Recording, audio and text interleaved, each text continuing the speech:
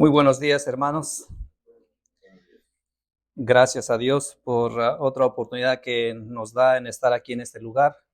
Y hermanos, el tema no es acerca de el hijo pródigo, pero quiero usar estos tres versículos que leímos hace un momento para introducir el tema del cual vamos a estar hablando en esta mañana. Y es interesante, ¿no?, que en la palabra de Dios nos dice que es muy importante que nosotros seamos hacedores de la palabra y no simplemente oidores. ¿Por qué? Porque Dios dice a través del apóstol Santiago que los oidores son como aquellos que van y miran un espejo y miran la imagen que tienen o que el espejo está reflejando. Pero en un momento tienen que salir, se van, y al momento que se han salido, ya no ven su reflejo en el espejo, se han olvidado de cómo son. Pero yo quiero ir un poquito más allá de eso. Nuestra realidad como seres humanos es de que aún podemos estar viendo nuestro reflejo en un espejo y podemos ver lo físico nuestro ahí reflejado en el espejo.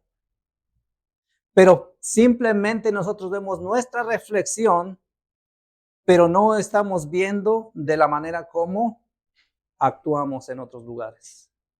Momentáneamente estamos viendo el reflejo, sí, pero no estamos viendo ¿qué otra cosa? La forma en cómo nosotros actuamos, ¿sí? Por eso, usando lo que dice en el libro de Lucas, en el capítulo 15 y versículo 29, el relato empieza a decir así: pero él respondiendo dijo a su padre. ¿De qué manera estaba hablando el hijo mayor a su padre? La Biblia dice que él estaba molesto, estaba enojado. ¿Y por qué estaba enojado el hijo mayor? Porque el padre había recibido al hijo que había salido del seno de él y fue y se gastó todo lo que él le había dado para sobrevivir, para que él empezara una nueva vida. Entonces el hijo por eso aquí está molesto, está enojado. Dice, y le dice al padre, he aquí,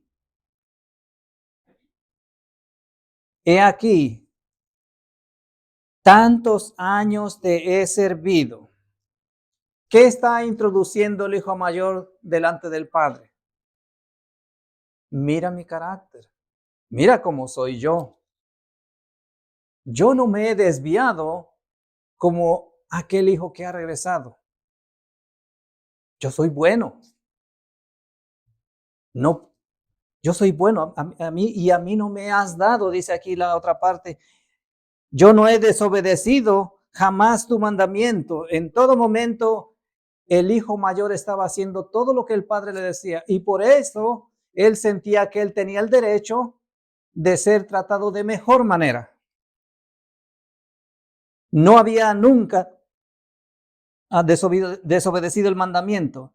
Dice, pero nunca me has dado un cabrito para gozarme con mis amigos.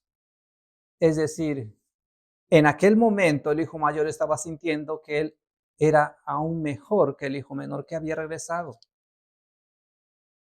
Tristemente, esta es la mentalidad que muchos seres humanos tienen. Miden su carácter, su forma de ser por lo que creen que han hecho. Y esto no es lo que Dios quiere de nosotros.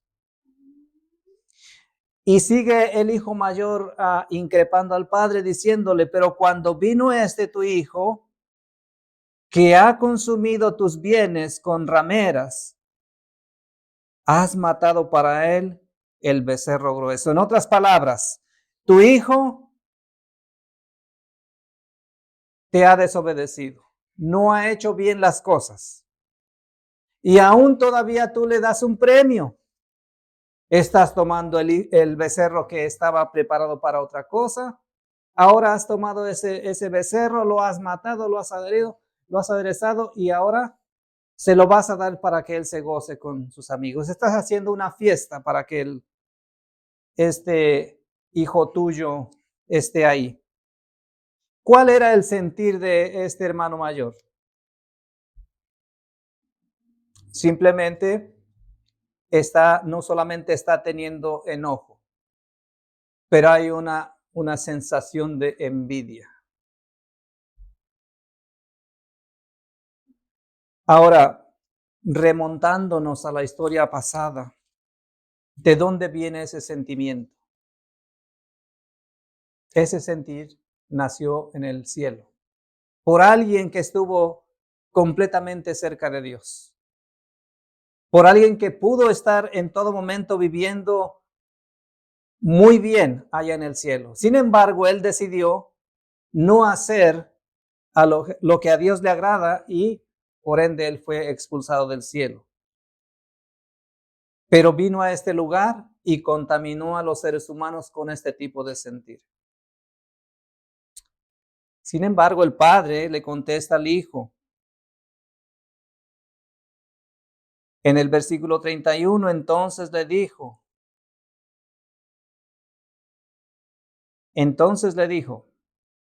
hijo, tú siempre estás conmigo.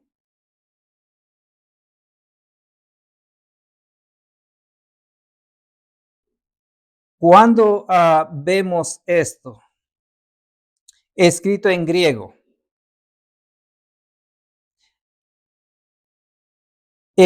se escribe tekno, y que quiere decir mi niño. Imagínense cómo le contestó el padre al hijo mayor. Mi niño, o en inglés, my little child. Imagínense qué lenguaje está usando el padre para dirigirse al hijo mayor, para decirle, hacerle entender que no había necesidad de que él tuviera todo ese tipo de sentimientos en él. Pero le dice, mi hijo, tú siempre estás conmigo y todo lo que tengo es tuyo. Si nosotros meditamos en esta parte, claro, nosotros podemos ponernos como el hijo pródigo. Ciertamente hemos vagabundeado por allá, por el mundo, lejos de Dios. Y ciertamente hemos regresado al seno de Dios. Pero ¿qué sucede cuando nosotros ya estamos en el seno del Padre nuevamente? Y ahora estamos viendo que otros son los que están viniendo al seno del Padre. ¿Cómo es el sentir que yo estoy teniendo cuando veo que otros seres humanos se están arrepintiendo y están viniendo nuevamente de regreso a Dios? ¿Será que estoy unido con el Padre con esa misma intención de que se salven todos los que están por ahí afuera? ¿O será que también presento este tipo de sentimiento que el hijo mayor está presentando en esta parte? Es muy importante que nosotros meditemos en esa parte. ¿Por qué? Porque la iglesia, la institución que Dios creó y que estableció aquí en la tierra, es con el propósito de la salvación de todos los seres humanos. No solamente de la salvación mía, pero la salvación de todos los seres humanos. Entonces, si de alguna manera yo estoy sintiendo ese tipo de celos, tengo que tener mucho cuidado. Vamos a ver en qué podemos meditar de lo que estaba pasando en esta historia. Número 1. Estos dos hijos provenían del mismo padre. Sin embargo, los dos eran diferentes. Y esto es una realidad de nuestras vidas. Todos somos hijos de Dios, todos somos cristianos, todos somos creyentes, pero todos somos diferentes. Sin embargo, nos tiene que unir el principio que Dios quiere que nos una, el cual es el amor. ¿Estaba sintiendo el hijo mayor amor por su hermano? No, estaba enojado. Número 2, el hijo mayor estaba enojado por el trato que recibía aquel quien pensaba que no merecía esas atenciones, es decir, el hijo menor. Se enojó por todo eso que estaba haciendo el padre, no entendiendo cuál era el propósito de todo. El padre apeló a que el hijo mayor se una en su regocijo. ¿Por qué? Por el reavivamiento que había tenido el hijo que se había extraviado y que ahora había regresado. Y dice, él estaba muerto y ahora vive. ¿Y qué sucedió? Número 4. Pero el hijo mayor no sintió que era tratado con respeto y honor y no quiso. ¿Cuál fue el sentimiento que sintió el hijo mayor? Él sintió que no estaba siendo tratado con respeto y con honor. Tristemente, nosotros los seres humanos tenemos esa tendencia. ¿Por qué? Porque desde que el enemigo de Dios implantó todo este tipo de sensaciones en los seres humanos, nosotros somos de esa manera. Ahora, ¿tenía razón el hijo mayor en sentir todas estas cosas? Miremos qué dice esta parte. Las quejas del hijo mayor eran naturales, venían por naturaleza en él, pero incorrectas. Y sin embargo, esa es frecuentemente la actitud que asumen mutuamente los hermanos. ¿Qué dice esta parte? Que muchas veces nosotros como hermanos asumimos esa actitud. Se esfuerzan demasiado por hacer notar dónde han errado a los que se encuentran en error y por recordarles siempre sus equivocaciones. Y no se dan cuenta que los que han errado necesitan ayuda y ¿qué más? Y simpatía. Todos los que venimos a este lugar necesitamos esa parte, ayuda y simpatía. La Biblia dice que cuando nosotros queremos poner la palabra de Dios en un corazón y lo queremos hacer de una manera equivocada, lo único que vamos a hacer es que la persona que está escuchando empiece a tener más argumentos para rechazar la palabra de Dios. Entonces, por eso es necesario que nosotros entendamos que esto sucede. Ahora, Cristo Jesús quiere cambiar todas estas cosas y las quiere cambiar de manera que nosotros podamos entender el propósito de Dios para nuestras vidas aquí en esta tierra. En la intercesión de Cristo, en la oración más grande que nosotros podemos encontrar en la santa palabra de Dios, y quien la hizo Cristo mismo, se nos enseña lo necesario para que nosotros comprendamos lo que debemos hacer. Y miren esta oración que hizo Cristo Jesús. Y dice en Juan capítulo 17, versículo 9. Yo ruego por ellos, no ruego por el mundo, sino por los que me diste, porque tuyos son. Antes que empezar a orar por sus discípulos, Cristo mismo había orado por él. Pero después de que él oró por él al Padre, empieza a orar ahora por sus discípulos. Y ora de esta manera. Yo ruego por ellos. ¿Qué tan interesado estaba Cristo Jesús en la vida de sus discípulos? ¿Sabía Cristo Jesús que sus discípulos iban a enfrentarse a todo tipo de peligros en el mundo? Sí. De la misma manera como en este momento cada uno de nosotros nos enfrentamos a diferentes situaciones en nuestras vidas, los discípulos de Cristo en el pasado también iban a pasar por muchas diferentes cosas, peligros. Y por eso Cristo Jesús oró por ellos. Y esa oración que hizo Cristo Jesús en aquel tiempo nos alcanza hasta nuestros días. En ese preciso momento Él dice, yo no estoy orando, no estoy rogando por el mundo.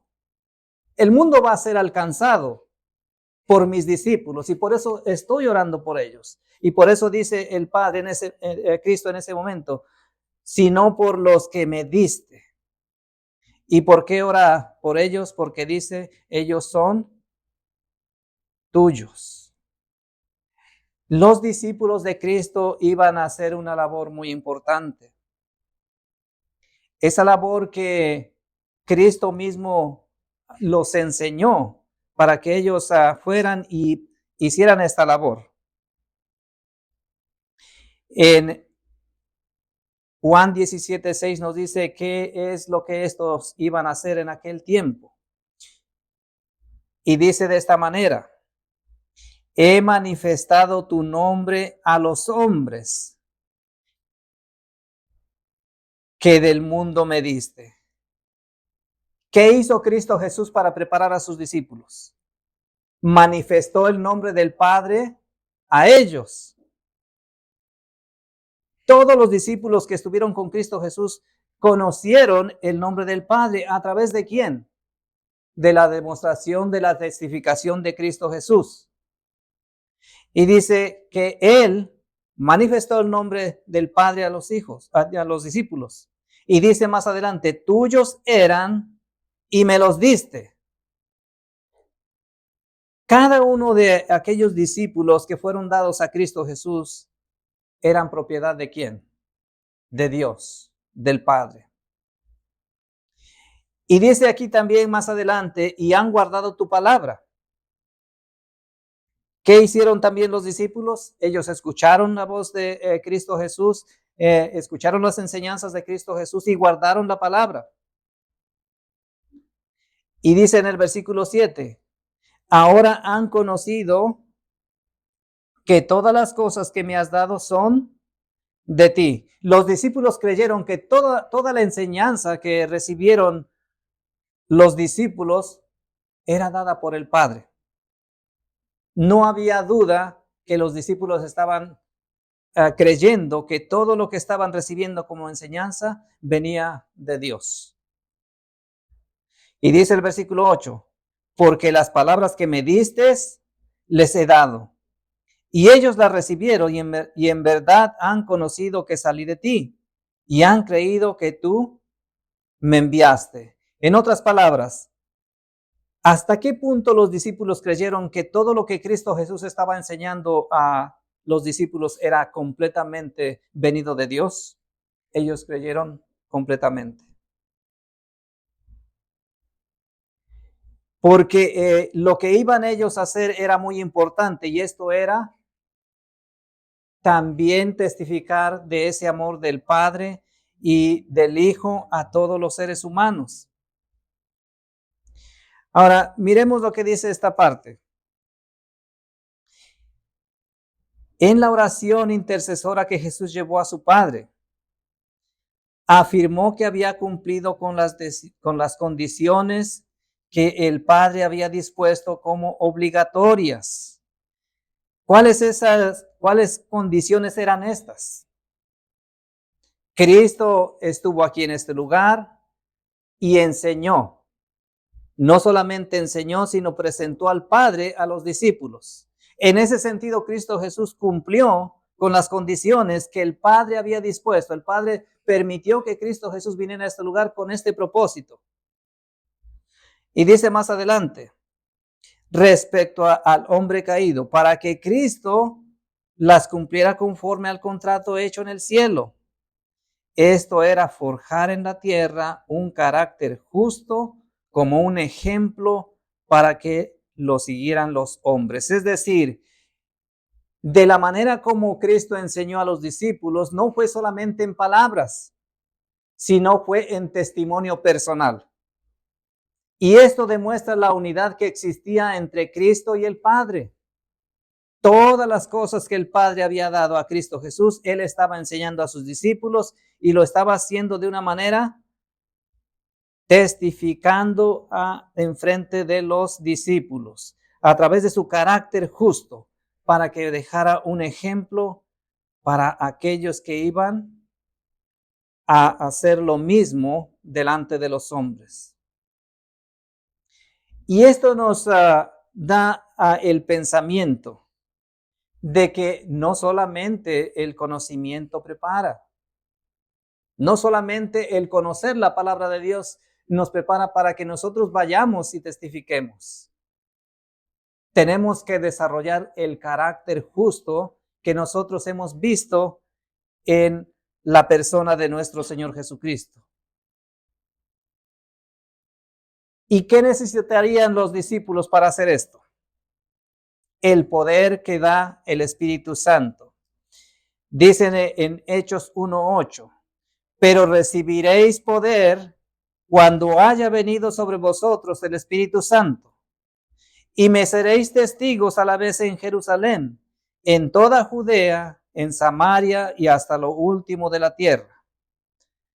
¿Qué necesitarían los discípulos? El poder del Espíritu Santo. Entonces, no solamente es el conocimiento de la palabra de Dios la que nos prepara, pero también necesitamos el poder del Espíritu Santo para que podamos testificar de Dios para con los hombres.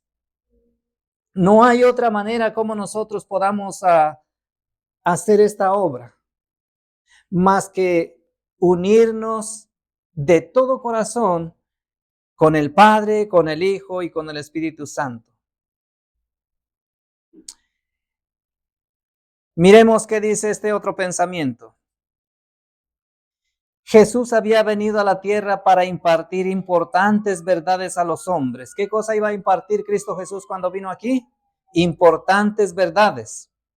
Y deseaba impresionar su mente con la necesidad de recibir y obedecer sus preceptos e instrucciones para cumplir sus deberes presentes. Es decir, lo que quería Cristo Jesús en aquel momento era impresionar las mentes de los seres humanos para conocer sus necesidades. De la misma manera como hemos visto en la introducción, el hijo mayor no conocía la necesidad que él inmediatamente tenía.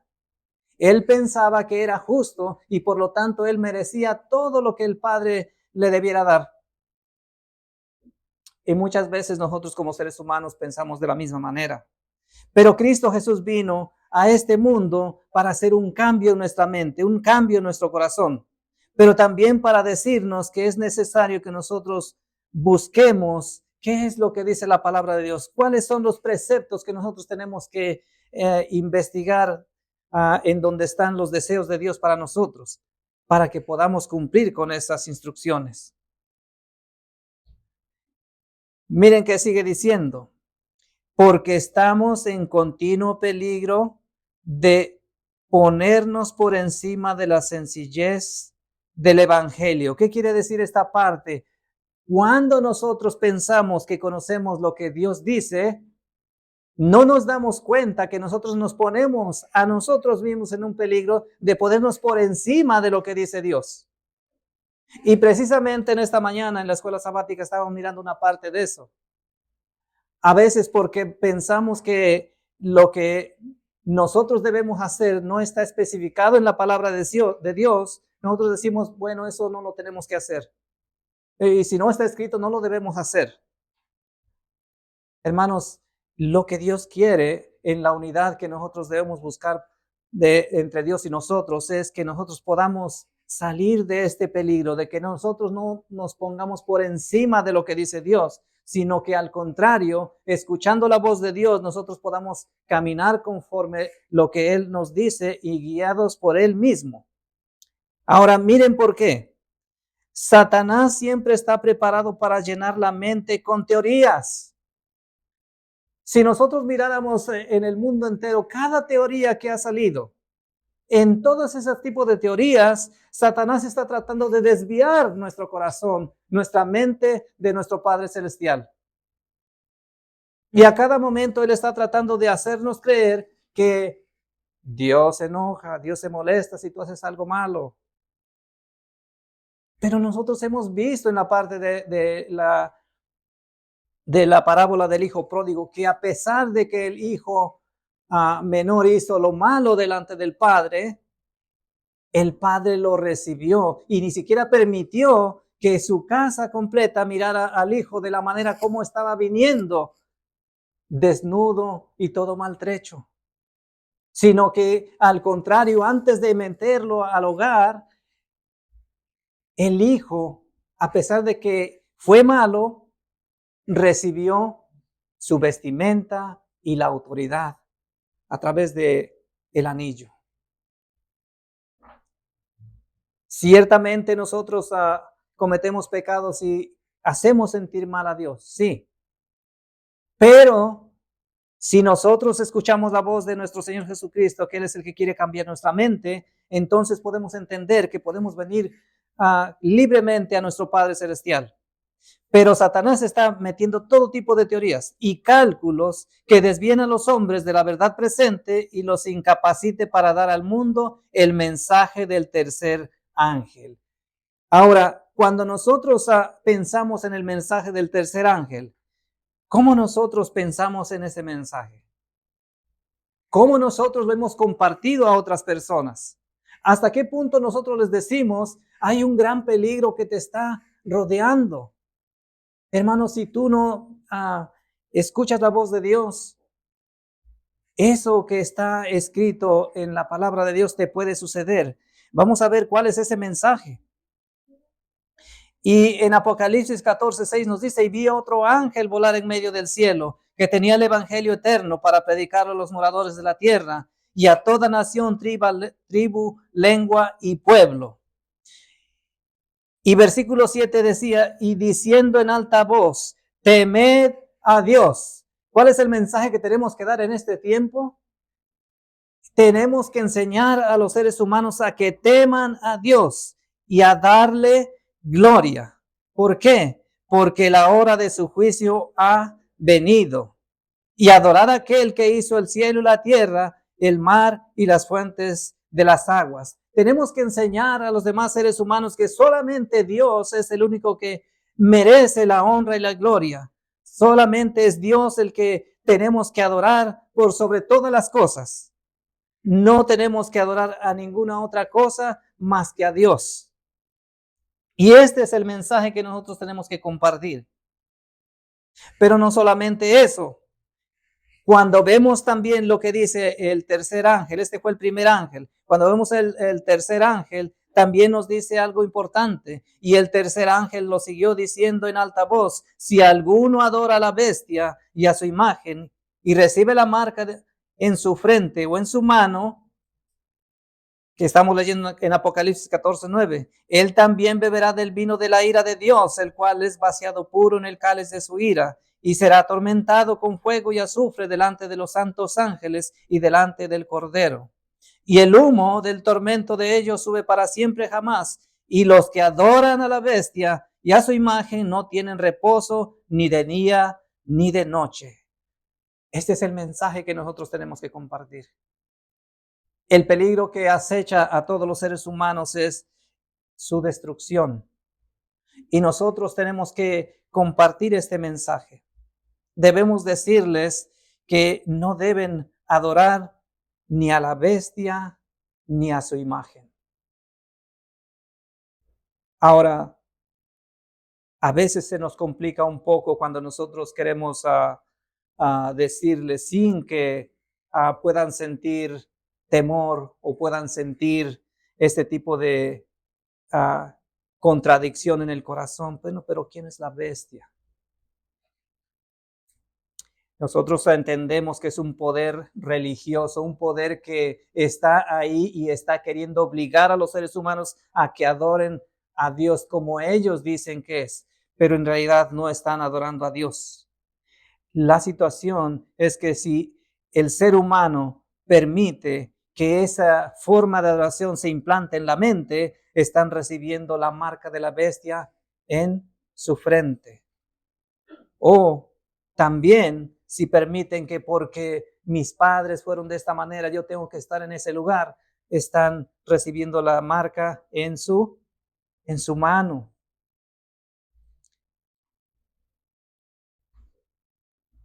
Ahora, en este sentido, como hijos de Dios, como discípulos de Cristo, tenemos que meditar en qué lado estamos. ¿A quién vamos a representar? Miren lo que dice este párrafo. El mundo desechó a Cristo, pero el cielo lo recibió. Haciendo dos partes. El mundo rechaza, pero el cielo recibe a Cristo. El hombre finito rechazó al príncipe de la vida, pero Dios, el Rey soberano, lo recibió allá en los cielos. Nuevamente dos partes. El mundo rechaza a Cristo, pero es recibido allá en el cielo. Los hombres finitos rechazaron al príncipe de la vida, pero el Rey, el soberano del cielo, lo recibe allá en el cielo. Sigue diciendo, el hombre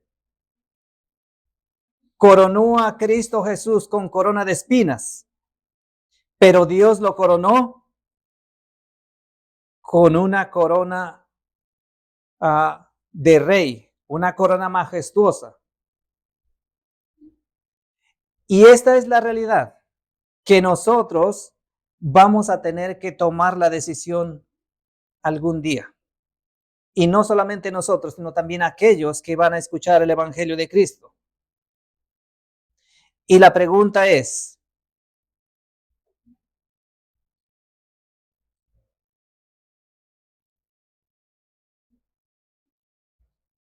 ¿aceptaremos a Cristo Jesús como a nuestro Rey? ¿Aquel que reine sobre nosotros? ¿O vamos a decidir por Barrabás?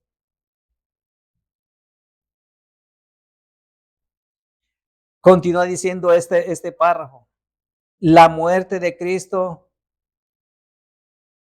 trae a aquellos que rechazan su misericordia el enojo y sus juicios y los juicios de Dios, que están mixeados sin misericordia, o con misericordia más bien. Pero ¿cuál es el enojo de Dios? ¿Cuál es la molestia de Dios? Es también lo que el Cordero siente. Pero para aquellos que creen, para aquellos que van a creer en todo momento, dice que la muerte de Cristo va a traer esperanza de vida eterna. Entonces, ¿qué es lo que vamos a decidir nosotros? ¿Qué es lo que está tratando Dios de que nosotros hagamos o que tomemos la decisión? La oración de Cristo era para unificar a su iglesia. Y miren qué dice Juan 17:11. Dice, y ya no estoy en el mundo, pero estos están en el mundo. Aunque Cristo iba a departir de este lugar, aunque Cristo ya no iba a estar aquí en este mundo, Él continúa hablando de sus discípulos, pero estos están en el mundo. Y a ti vengo, Padre Santo, y a los que me has dado, guárdalos en tu nombre, para que sean uno, así como nosotros. ¿Cuál era el deseo de Cristo Jesús? Que los discípulos que Él había instruido para que ellos hicieran una labor de esparcir el Evangelio, fueran unidos el uno con el otro. Y no solamente oró de esa manera, sino que miren qué más dice en su oración. No te ruego que los quites del mundo, sino que los guardes del mal. ¿Qué es lo que estaba pidiendo Cristo Jesús? Que el Padre cuidara a sus discípulos del mal, porque sabía que muchas cosas iban a suceder. Y nosotros hemos visto a través de la historia cómo después de que Cristo ascendió al cielo, el evangelio puro solamente duró un tiempo estando de esa manera, pero después empezó a corromperse, porque el mal siempre ha estado alrededor de nosotros. Pero no solamente pidió la protección del mal, sino también dijo, santifícalos en tu verdad. Tu palabra es verdad. Ahora, santificar en griego se escribe hagiazo, pero que quiere decir trátalos como santos. ¿Cuál era el pedido de Cristo Jesús aquí para los discípulos? Que el Padre tratara a sus discípulos como santos o apartados. Y finalmente en el versículo 18 dice, porque como tú me enviaste al mundo, así yo los he enviado al mundo. Los discípulos tenían que hacer una labor y esta labor era demasiado importante y esa misma labor nosotros tenemos la responsabilidad en estos tiempos de hacer. Pero, ¿de qué mal debemos ser guardados? Miren esta parte de aquí. Un sentimiento agradable, satisfecho de sí mismo, no es una evidencia de santificación. Es decir, lo que Dios quiere o lo que Cristo Jesús estaba pidiendo al Padre que guardara a sus discípulos era de este tipo de sentimientos. Este es el mal que ha venido a todos los seres humanos, el sentirse que estamos bien. No hay ningún problema en mí. Estoy satisfecho con lo que hago. Puedo ir a la iglesia, puedo traer mis diezmos, puedo hacer todo esto. Y a veces esto es lo que nos hace sentir satisfechos. Y ese es precisamente el mal del cual nosotros debemos ser guardados por el Padre. Continúa diciendo esta parte. Algunos avergüenzan a Cristo por la forma en que trazan sus planes, astucias y proyectos. ¿Por qué avergonzamos a Cristo? Porque no lo incluimos en nuestros planes. Queremos hacer estos planes y queremos desarrollarlos de la manera como nosotros pensamos que es mejor. Y dice más adelante, y Dios no aprueba su conducta, pues el Señor Jesús no es honrado por el Espíritu y la conducta de ellos. ¿Hasta qué punto Dios quiere que nosotros lleguemos a pensar? Si el plan que estamos haciendo, si de la manera como yo estoy actuando no es aprobado por Dios, ahí debemos ver la invitación de Cristo mismo a que nos unamos al Espíritu Santo, a Cristo y a Dios el Padre, para que las cosas que nosotros hagamos sean de mejor manera. Continúa diciendo esta parte, se olvidan que Cristo está, que hemos llegado a ser espectáculo al mundo. Perdón, leí mal. Se olvidan que escrito está, que hemos llegado a ser espectáculo al mundo y a los ángeles y a los hombres. Entonces, este es otro mal del cual también debemos ser guardados. Dios está mirándonos en cada una de las cosas que nosotros hacemos. Y no solamente nos mira, sino escrito está también que cada una de las cosas que nosotros hacemos está escrita en el libro de los récords. Por eso es importante que nosotros busquemos la protección de Dios para que no hagamos cosas que nosotros no debemos hacer. Ahora, ¿por qué es importante que nosotros entendamos estos puntos? Miren qué es lo que se tenía que hacer. Juan 17:20. Y no ruego solamente por estos, es decir, por los discípulos, sino también por los que han de creer en mí por la palabra de ellos. Entonces, ¿por qué tenemos que entender este punto? Porque nosotros vamos a hacer que otras personas crean por lo que nosotros representamos, por lo que nosotros proyectamos delante de ellos. Ahora, Cristo está orando no solamente ahora por los discípulos, pero ahora empieza a introducir a aquellos que van a venir por causa de la testificación nuestra. Entonces, ¿qué es lo que está enseñándonos Dios aquí? Que no solamente tenemos que creer, pero tenemos que enseñar, testificar a aquellos que van a seguir a Cristo en unidad. Ahora, ¿cómo es que iban a hacer eso? Ellos. Dice en el versículo 22, porque la gloria que tú me diste, yo les he dado. ¿Cómo es que iban a testificar los discípulos delante de los demás? Mostrando la gloria que habían recibido de Cristo Jesús. ¿Y cuál es esa gloria? El carácter. Ese carácter hermoso que nos atrae para que nos acerquemos al Hijo de Dios, a nuestro Señor Jesucristo. Ese mismo carácter debe estar en nosotros. Pero la realidad es de que todavía nos falta mucho. Muchas veces todavía presentamos nuestro propio carácter.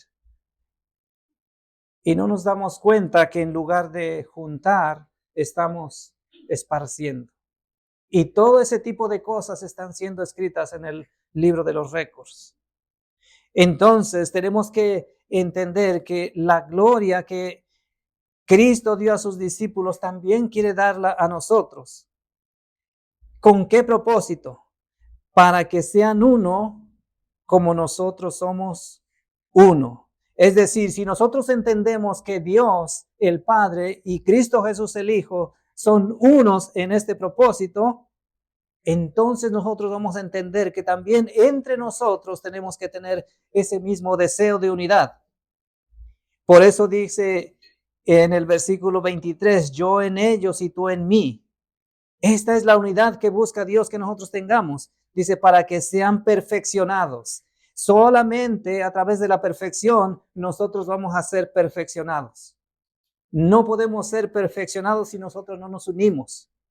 Ahora, la perfección no significa que solamente vamos a estar tratando de corregir los males o los malos hábitos que puedan tener de una manera equivocada.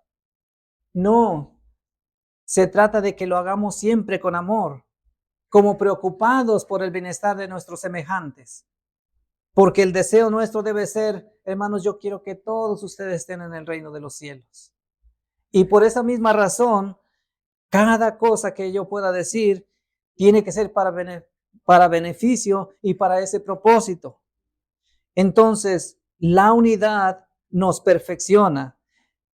Por eso continúo diciendo aquí, para que sean uno, para que sean perfeccionados en uno, para que el mundo crea que tú me enviaste y que los has amado como también a mí me has amado. ¿Se recuerdan qué es lo que trata de hacer Satanás? Satanás quiere solamente decir a todos los seres humanos, no, Dios no te ama. Tú ya cometiste pecado, tú ya no tienes remedio para con Dios. Evita ir a la iglesia, no te va a servir de nada. No es así. Dios quiere que entre medio de nosotros nos ayudemos los unos con los otros. Vamos a ver cómo es esa unidad que perfecciona. La unidad entre Cristo y sus discípulos no destruye la personalidad de ninguno de los dos. Es decir, Cristo tiene su personalidad y nadie la va a destruir, ni tampoco la de los discípulos. Cada uno de ustedes va a tener su propia personalidad. Sin embargo, debe haber la búsqueda de la unidad entre nosotros y Cristo. Dice ahí más adelante, son uno en pensamiento, en propósito y en carácter. Esta es la unidad. El pensamiento tiene que ser santificado, el propósito tiene que ser para la salvación y el carácter debe ser inmaculado y puro como el de Cristo Jesús. Dice, pero no en persona, es decir, tenemos todas esas cualidades que Dios nos da, pero tenemos todavía nuestras propias cualidades. Y cada una de las cualidades que uno tiene las puede usar para el beneficio de la iglesia de Cristo. Pero esto no significa que debemos seguir siendo como éramos en el pasado. Es decir, vimos en el hijo mayor que había enojo. Había necesidad que hubiera enojo en su corazón. Cuando el padre le dijo, todo lo que tengo es tuyo. El hijo mayor era el primogénito. No solamente iba a recibir una parte de la herencia, sino iba a recibir doble porción de la herencia. Por eso el padre le dijo, todo lo que tengo es tuyo. Entonces, si nosotros nos unimos a Dios, si nosotros somos hijos de Dios, ¿qué es lo que vamos a recibir? También vamos a recibir esa parte de la herencia. Entonces, aquí dice que como persona tenemos nuestras cualidades, nuestras propias forma de ser, pero siempre tenemos que estar unidos con el Padre, con el Hijo, con el Espíritu Santo. Dice, el hombre llega a participar de la naturaleza divina, participando del Espíritu de Dios, conformándose a la ley de Dios. Entonces, ¿cómo es que nosotros llegamos a unirnos con Dios? Participando del Espíritu Santo de Dios, permitiendo que el Espíritu Santo pueda morar en nosotros. Cristo hace que sus discípulos lleguen a una unión viviente con Él y con el Padre mediante el Espíritu Santo en la mente humana. Es decir, lo único que tenemos que hacer es permitir que el Espíritu Santo pueda morar en nuestra mente, en nuestro corazón. Ahora, ¿por qué debiéramos unirnos con Dios de esa forma? Miren que dice Juan 17, 24. Padre, aquellos que me has dado, quiero que donde yo estoy, también ellos estén conmigo. ¿Por qué tenemos que unirnos con Dios de esa manera? Porque al final el regalo que Dios quiere darnos es de que a donde está Cristo Jesús en este momento, todos y cada uno de los que nos unamos con Él y entre nosotros podamos estar ahí mismo, ahí con Cristo Jesús. ¿Para qué? Dice, para que vean mi gloria que me has dado, porque me has amado desde antes de la fundación del mundo. Ese va a ser el mejor regalo que Dios nos pueda dar a todos los seres humanos, el que nosotros podamos ver a Cristo Jesús. En este momento hemos oído de Cristo Jesús porque leemos su palabra, pero en realidad no lo conocemos de persona a persona. Pero si nosotros llegamos a tener esa unidad, dice Dios que nosotros ahí vamos a estar mirando esa gloria que se le dio a Cristo Jesús. Pero, ¿cómo podemos lograr eso? La misma palabra de Dios nos dice cómo podemos lograrlo. En Juan 15:4 nos dice, permaneced en mí y yo en vosotros. Como el pámpano no puede llevar fruto de sí mismo si no permanece en la vid, así tampoco vosotros si no permaneces en mí. No podemos lograr esa unión si no permanecemos en Cristo Jesús. Por eso nos dice el versículo 5, yo soy la vid y vosotros los pámpanos. El que permanece en mí y yo en él, este lleva mucho fruto, porque sin mí nada podéis hacer. Cristo nos dice claramente que solamente unidos a Él nosotros podemos lograr todo tipo de victorias en contra de nuestra propia naturaleza. Somos malos por naturaleza, pero con la ayuda de Dios podemos vencer todos estos males. Y no solamente eso, sino también dice que unidos a Él vamos a dar muchos frutos. Y una parte de esos frutos es la unidad en la cual nosotros podamos vivir entre hermanos. Ahora, otro pequeño pensamiento.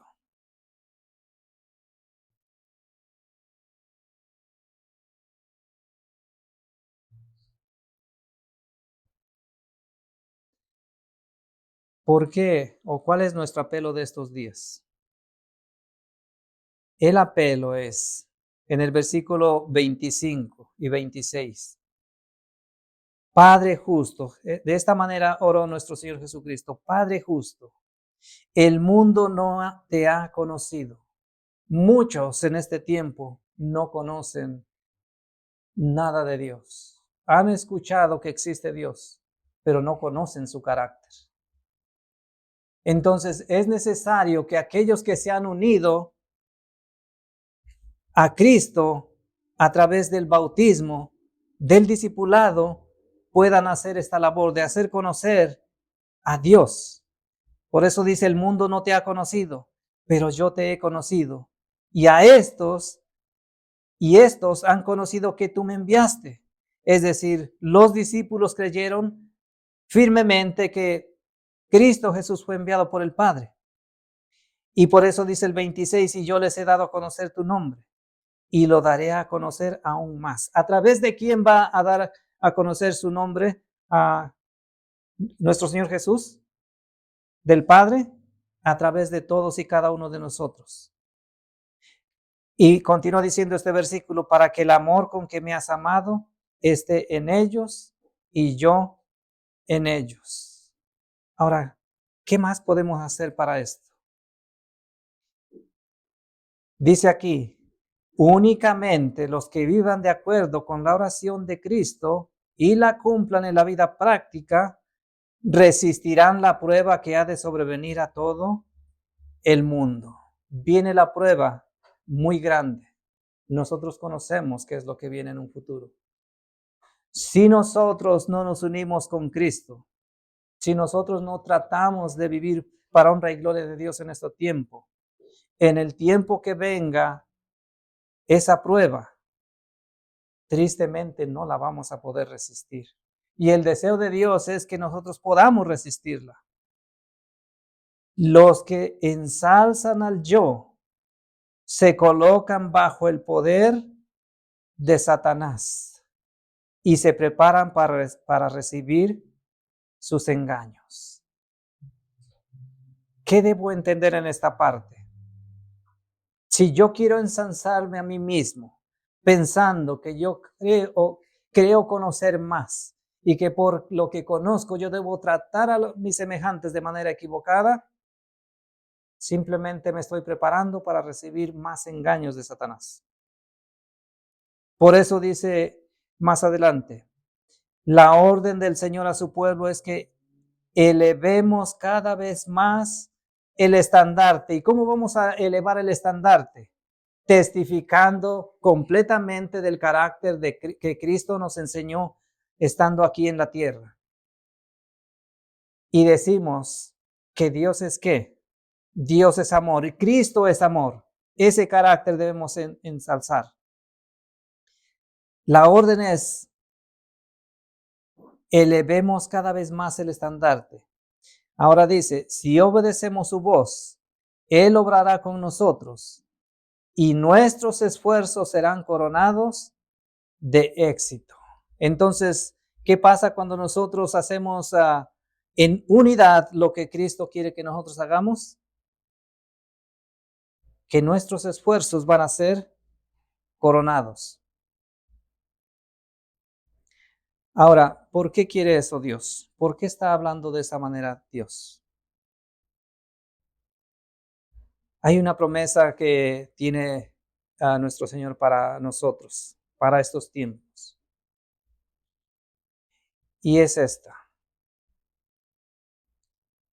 ¿Con qué amor está deseando Cristo Jesús que su iglesia esté con Él? Por eso es que Él entregó su vida. Por eso es que Él nos mostró todo lo que nos mostró para que nosotros sigamos sus pisadas. Él quiere que su iglesia esté allí con Él. Pero nosotros tenemos que aprender a tener armonía los unos con los otros. Ahora, ¿por qué quiere que nosotros estemos con Él? Porque ellos estuvieron unidos aquí en esta tierra, aún en los sufrimientos y en la humillación. Y es por eso que Él nos quiere poner en el lugar más alto allá en el cielo, para que seamos participantes de su gloria. Esto es lo que quiere Dios. Ahora, la pregunta es, ¿nos uniremos con el Padre o tendremos la misma actitud que el hijo mayor? Quien en lugar de sentirse gozoso porque el hermano menor había regresado al seno del Padre y estaba sano y salvo, y era salvo ahora, ¿o estaremos solamente sintiendo envidia por aquellos que vienen. El deseo, la oración mía es de que en todo momento pensemos en que debemos unirnos más con el Padre y que nos unamos con Él. Así que ese es mi deseo, esa es mi oración, que nosotros verdaderamente nos unamos con Dios, Padre, Hijo y Espíritu Santo, de manera que podamos unirnos los unos con los otros. Amén.